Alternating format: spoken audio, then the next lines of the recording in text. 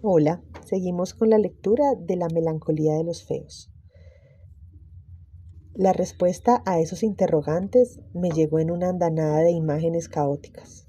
Mi madre andaba por la casa de un lado para el otro sin saber muy bien qué hacer, a qué dedicarse, qué rumbo darle a su vida.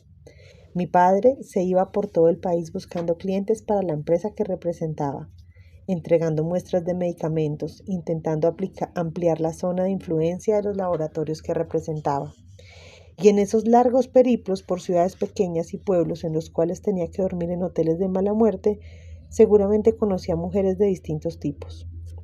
Mujeres con las que terminaba enredado para paliar de ese modo la profunda soledad que lo embargaba.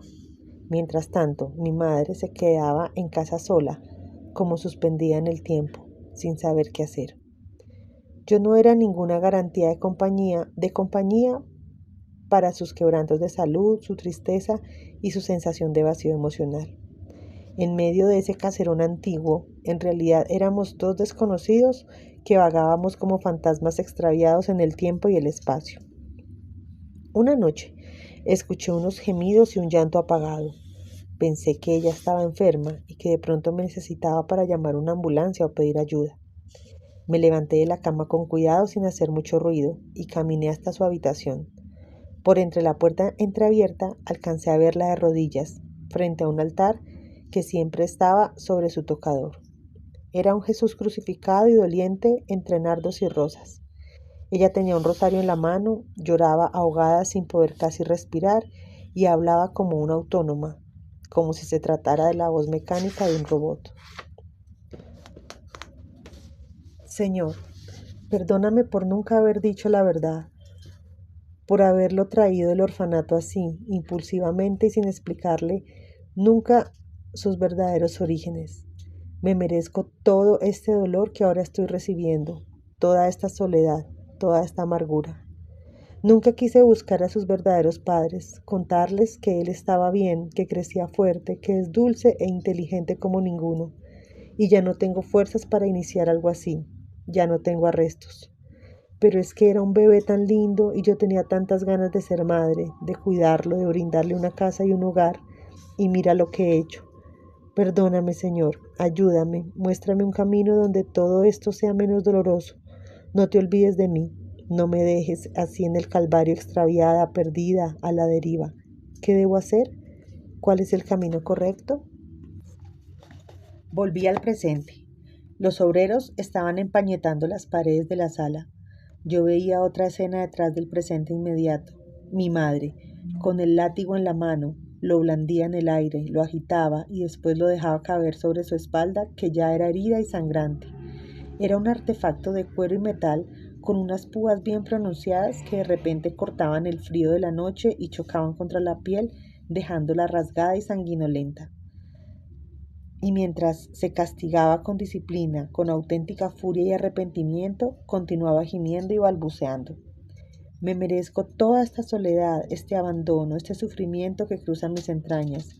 ¿Por qué me hiciste infértil, Señor? ¿Por qué?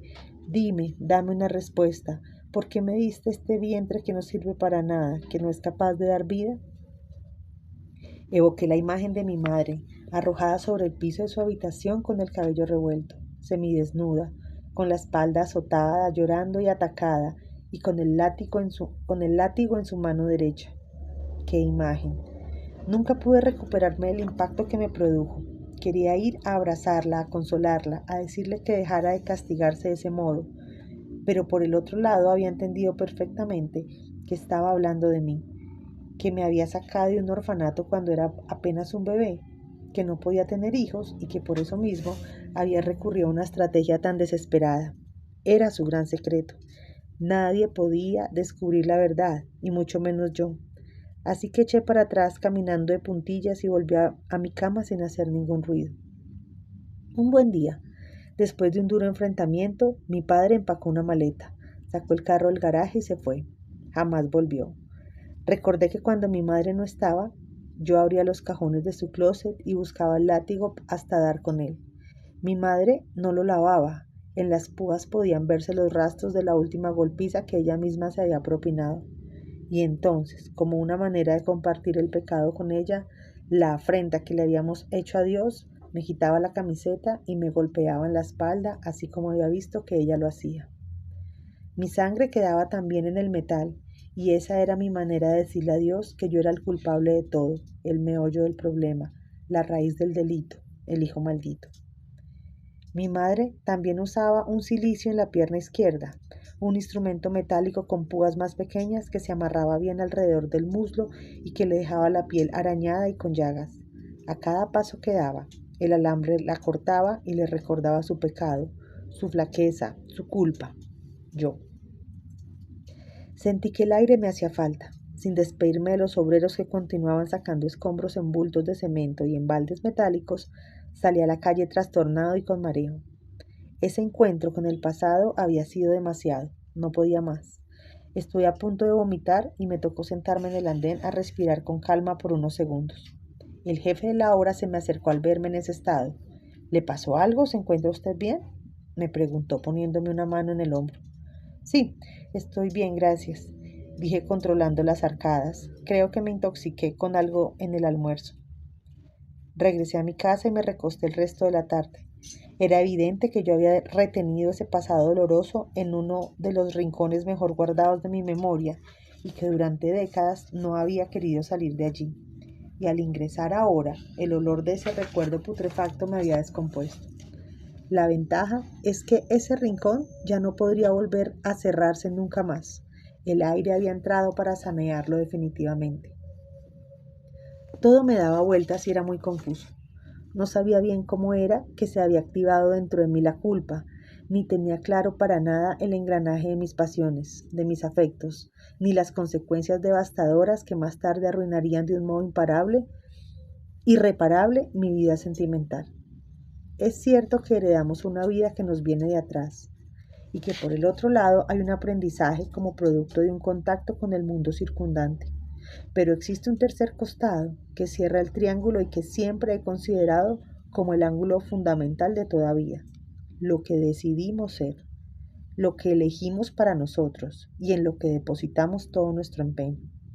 Pero si no están solucionados los dos primeros aspectos, es casi seguro que el tercero nunca arranque o que se atasque en el camino. Mi problema era que los dos padres físicos que habían quedado extraviados en las tinieblas, perdidos en la oscuridad. No conocía mi herencia, no sabía qué tipo de genes me habían sido transmitidos en la larga cadena de la vida. Esa noche repasé la carta de Alfonso por enésima vez. Él aseguraba que la muerte de su madre no lo había afectado tanto como la de su abuela. Quizás era cierto, pero no citaba la noche en la que su tío había cremado el cadáver de su hermana él solo, sin ceremonia religiosa ni funeraria, como si se tratara de un trámite bancario y no de una despedida definitiva. Alfonso no pudo asistir al cementerio porque su tío le dijo que ese espectáculo era engorroso y aburrido. Recuerdo bien que esa tarde me llamó por teléfono. Ven, te necesito urgente, me dijo con una voz de ultratumba. Forzamos la cerradura del cuarto de su madre y entramos con paso de ladrones experimentados. El tío estaba cremando el cadáver. Alfonso quería saber si entre los objetos más personales de su madre no hallaría un indicio, una carta, algo que le indicara quién era su padre. Aunque sabía que era producto de una violación, quizás el agresor sí tenía nombre y rostros reconocibles. Lo único que hallamos fue una foto que destruyó Alfonso. Estaba su madre embarazada de 6 o 7 meses, en el pórtico de la casa, con un camisón y una sonrisa apacible, mirando hacia la cámara en una tarde soleada. Tal vez la foto se la había tomado su hermano Humberto, o alguno de los huéspedes con los que había hecho amistad por aquella época. Se veía que la enfermedad le había dado una tregua y le brillaban los ojos con una luz cristalina, cuyos reflejos alcanzaban a extenderse por las mejillas y sombreaban la barbilla y el cuello. En la parte trasera de la foto, ella había escrito en un momento de ternura maternal: mi bebé y yo. Cuando me di la vuelta para decirle a Alfonso que no encontraba nada y que era mejor salir de ahí antes de que Humberto regresara y nos pillara como dos zampones de baja estofa, vi a Alfonso llorando con la foto entre sus manos. la escondió en su cuarto y fue la constancia de que no siempre su madre lo había detestado, sino que por el contrario, aunque hubiera sido un fugaz instante de dulzura animal, había amado a esa vida que crecía dentro de ella y que la dignificaba como mujer. Sin que él lo supiera, yo me preguntaba muy dentro de mí, ¿podía yo decir lo mismo? ¿Mi madre biológica habría sentido alguna vez la alegría desmesurada de la maternidad? ¿Me había hablado acariciándose la barriga a mí, su bebé que venía en camino? ¿Había soñado algún nombre para su hijo bien amado? Matías, Armando, Rodrigo. O por el contrario, me había detestado desde un principio, me había odiado y había renegado de esa vida no deseada que le tocaba llevar dentro de sí. ¿Me había traído al mundo en un hospital, como mandan las reglas de la decencia? ¿O era yo más bien un feto maloliente al que habían arrojado a las malas en algún rincón oscuro donde nadie pudiera ser testigo de la vergüenza? Eso era lo que Alfonso no sabía, que algo nos unía, que éramos como dos gemelos malditos a los cuales el destino había castigado por existencias similares. Nunca le conté mi historia, pero lo consideraba mi hermano, el único que padecía una vida paralela a la mía. Al día siguiente, un poco más recuperado, empecé a buscar datos y rastros de Fanny Restrepo, la mujer con la que se había ido Alfonso después de la venta de la casa. En el directorio aparecían 13 mujeres con ese nombre y ese apellido. Como no sabía el segundo apellido, empecé a llamarlas una por una. 2 estaban ya muertas. 3 eran señoras de edad bien acomodadas. Una se había ido a vivir a Estados Unidos. 6 ya no vivían en las casas que estaban registradas en el directorio. Y la última vivía en el sur de la ciudad en una casita modesta del barrio Quiroga, cerca de la calle 40 Sur y 2 cuadras abajo de la avenida Caracas. Desde el primer momento supe que era ella. Cuando escuchó el nombre de Alfonso se quedó callada y un silencio de varios segundos invadió la línea telefónica. No sabía qué contestar. Soy un viejo amigo, le expliqué para calmármela. Él me escribió, pero no tengo sus datos para contestarle. Hace tiempos que no sé nada de él, lo siento, dijo con una gravedad triste y colgó. No fui capaz de volver a llamarla y decidí que lo mejor era copiar la dirección e ir hasta su casa para intercambiar con ella un par de palabras. Metí la carta de Alfonso entre la chaqueta, salí del hospital al final de la jornada y me dirigí en mi carro en busca de esa mujer enigmática que seguramente había conocido a Alfonso mejor que yo. Seguí la línea de Transmilenio hasta la calle 40 Sur y después torcí a la derecha. Siempre me habían gustado esos callejones peatonales diminutos del barrio Quiroga, por donde caminaban los residentes tranquilamente sin preocuparse de carros ni semáforos. Di con la dirección y parqueé el carro en una bahía cercana. Era una casa esquinera pequeña, de ladrillo y tejas de terní, con un jardín de rosas escuálido a la entrada y una barda de cemento que servía de protección. Se notaba la falta de recursos, pero también el esmero para sostener la propiedad limpia y bien presentada. En la calle, unos colegiales jugaban microfútbol entre gritos, risas de camaradería. Toqué el timbre y me abrió la puerta una mujer joven todavía, de piel acanelada, cabello negro tinturado y unos ojos oscuros almendrados. ¿Sí?, dijo con la misma voz del teléfono. Fanny, le ruego que me escuche unos minutos, dije en tono de súplica. Soy León Soler, el mismo que la llamó hace poco. Cualquier dato que usted me dé sobre Alfonso, yo se lo agradeceré mucho, por favor. La mujer me auscultó con desconfianza. Por favor, repetí, dejé mi trabajo en el hospital solo para venir a hablar con usted. Al fin cedió y tomó aire en un suspiro largo. Está bien, siga, dijo en tono de resignación. Como lo había imaginado, los muebles eran baratos, los cuadros de las paredes eran representaciones vulgares de escenas populares, un vendedor de fruta callejero, un atardecer marítimo en un pueblo caribeño, un retrato de un campesino de la sabana de Bogotá. No habían lujos ni decoraciones costosas, pero todo estaba muy limpio y en orden. Recordé una frase de Borges que definía a la perfección lo que estaba observando: la dignidad de la decencia pobre. Saqué la carta de Alfonso y le mostré a Fanny. La recibí así, sin remitente y sin datos de él, le expliqué a manera de justificación. Fanny la hojeó y asintió. Sí, es su letra, dictaminó con seriedad. Lo que no entiendo es cómo llegó hasta aquí, quién le habló de mí. Fui hasta la antigua casa de Alfonso y el nuevo dueño se acordaba de usted y de su nombre. La busqué en el directorio telefónico, descarté otras opciones hasta que por fin la encontré. ¿Y qué es lo que quiere? Ya le dije, cualquier cosa que pueda decirme de Alfonso se le agradecería mucho. No sé por dónde empezar a buscarlo. Si él quisiera entrevistarse con usted, le hubiera mandado sus datos, sentenció Fanny con esa dulzura glacial que la caracterizaba. No sé, temo que le haya pasado algo o que vaya a cometer alguna locura, dije mientras buscaba en la carta un párrafo concreto y leía el apartado en voz alta. Solo que necesito revisar paso a paso cada uno de los momentos de mi vida, observarlos con lupa para precisar los detalles más insignificantes y así poder tomar conciencia y enfrentar lo que se me va a venir encima, encarar con absoluta entereza la decisión que he tomado. ¿Cree que se va a suicidar?, preguntó ella frunciendo el ceño unos segundos. No lo sé, por eso quiero hablar con él, aseguré guardando la carta otra vez dentro de la chaqueta. Fanny miró a través de la ventana y sus ojos negros se perdieron en un pasado que le disgustaba y que le dolía recordar. Yo lo quise mucho, lo quise de verdad. La gente no entendía por qué me había enamorado de un hombre con problemas físicos. La gente vive apegada a las apariencias. Yo venía de una historia terrible y había perdido toda la fe en los hombres. Y de pronto apareció él, tan gentil, tan decente, tan inteligente, tan cuidadoso en su trato conmigo. Nos hicimos amigos al principio y después fue evidente que nos necesitábamos el uno al otro. Pero yo creo que las habladurías de la gente le hacían más daño a él que a mí. No podía creer de verdad en mi amor. Dudaba, se atormentaba, sufría. Yo creo que por eso decidió abandonarme e irse. La gente le decía que tarde o temprano yo me iría con otro, que lo dejaría en la calle, que lo estafaría, que solo me interesaba el dinero. Y él terminó por creerles a ellos y no a mí. Fanny se limpió un par de lágrimas que le rodaban por las mejillas. Excúseme, no le he ofrecido nada, dirá que tan maleducada. ¿Quiere una limonada?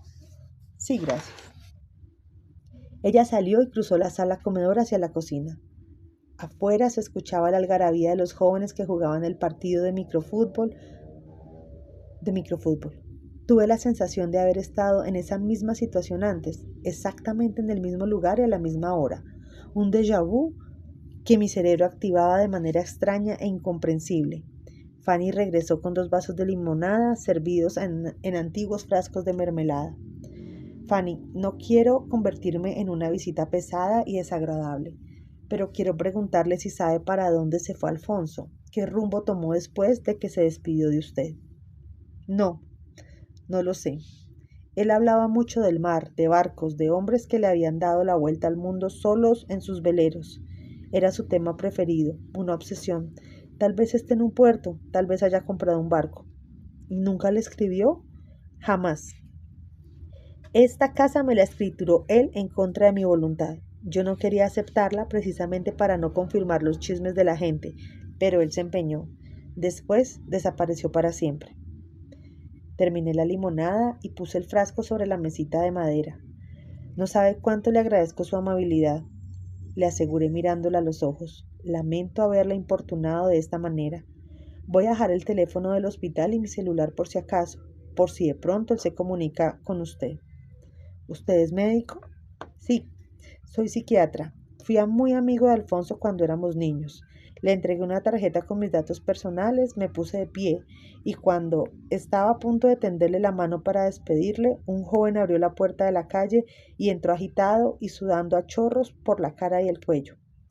Vamos ganando, mamá, dijo mientras cruzaba corriendo hacia la cocina. Voy a tomar un poco de limonada. Está en la nevera, mi amor, le contestó Fanny en un tono de voz cariñoso. El joven bebió de afán y volvió a aparecer en la sala comedor.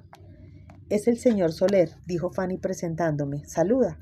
Hola, ¿qué tal?, me dijo el joven levantando su cabeza en un gesto rápido y casi imperceptible. Luego se dirigió de nuevo a su madre en un ademán de súplica. Tengo que irme, vamos ganando. Apenas termines te entras a la casa. No te vayas a quedar por ahí callejeando, le ordenó Fanny con severidad. Sí, señor. Me quedé inmóvil, pensativo. ese muchacho